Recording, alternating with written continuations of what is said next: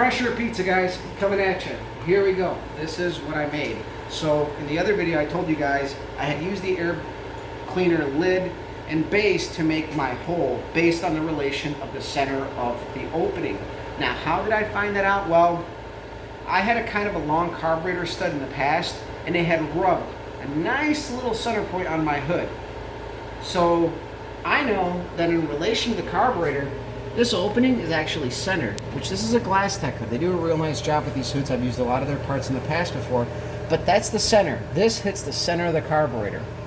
So for guys that are doing this on something that is like a, let's say you got a cowl induction hood where you got more of a long opening, it might be a little bit easier, but if you're trying to be a little bit more precise, like this is a 20-inch pen, which gives us a 2-inch window, and by the time I sunk it in and wrapped it, I might have 19 inches of diameter around, so I got a 1-inch window for this thing to kind of seal up.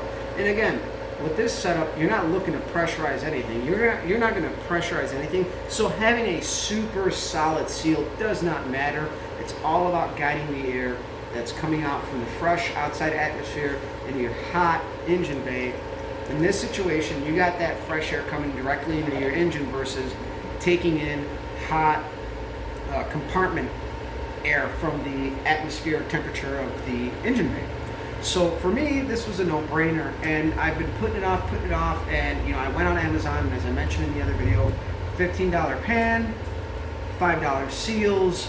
I used a little bit of duct tape to get the form right after I glued it in, and then I used some electrical tape to wrap it, and I'm going to finish it off with some heavy-duty fabric tape just to really kind of make it more factory look, because the factory ram air styles did have a bit of a fabric tape on the seal there. So yeah, so guys, this is what I did. I'll show you guys how it all fits together. Obviously you got my air cleaner base screwed into the pan after I cut the hole and centered it. These sheet metal screws are going to come out. Big no-no. They can come loose, fall on the ground, fall down the track, screw things up. These are going to come out. I'm going to put rivets in. For now, this is temporary. Just a disclaimer, because some guys may see that and think that's a big no-no, and I'm right there with you guys. So obviously, this is technically our air cleaner. We're just mainly looking to catch anything big. We don't want to suck in June bugs.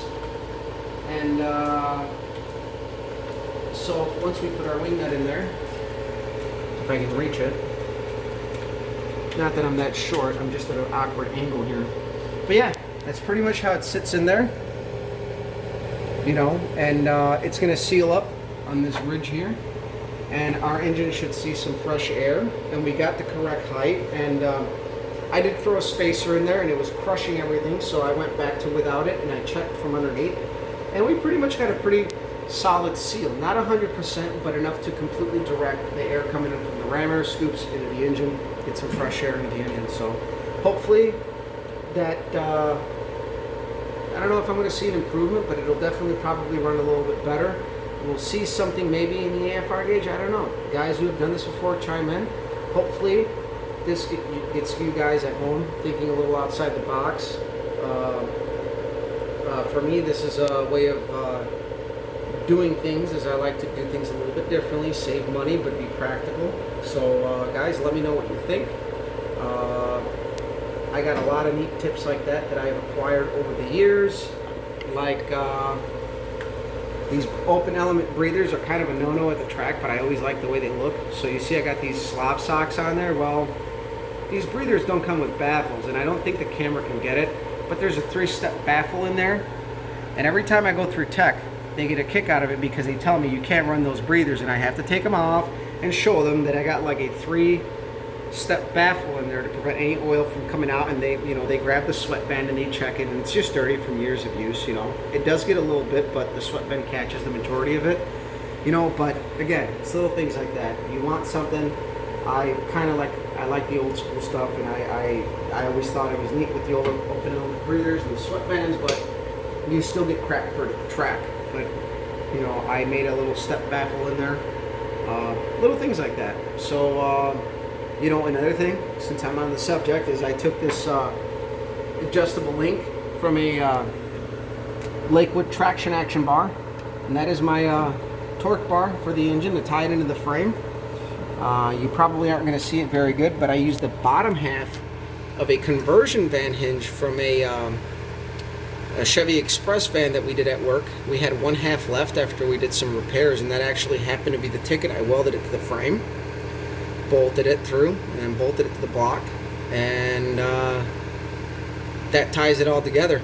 And then you may not be able to see this one, but this alternator bracket is actually an old power steering bracket that I cut and welded up, because after I went to the Rob MC fuel pump, which is on the passenger side, I could no longer run the non-AC style pulley setup.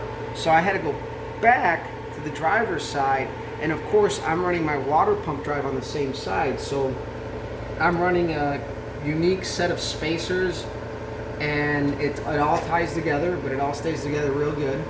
But again, it's all about coming up with creative solutions to expensive problems. I could have bought, a nice $50 alternator bracket, but I had that power steering bracket lying in the basement. I have a welder, basic geometry skills, and anybody can do this stuff. So that's what I did, and a lot of guys gave me crap and said, "Oh, you're gonna toss the belts." The only time I tossed the belt on this thing is I did a big hole shot at work, and I spun it up there for a while, and it eventually tossed the belt. Besides that, at the track, normal burnouts, normal usage, no problem. So guys, again, thank you for watching, thank you for subscribing, follow us. You guys know the deal, I've mentioned it before. We're on Facebook, Copper's Garage, on Instagram, Copper Cutlass, and of course on YouTube, Copper Cutlass. Thank you for watching, thank you for subscribing.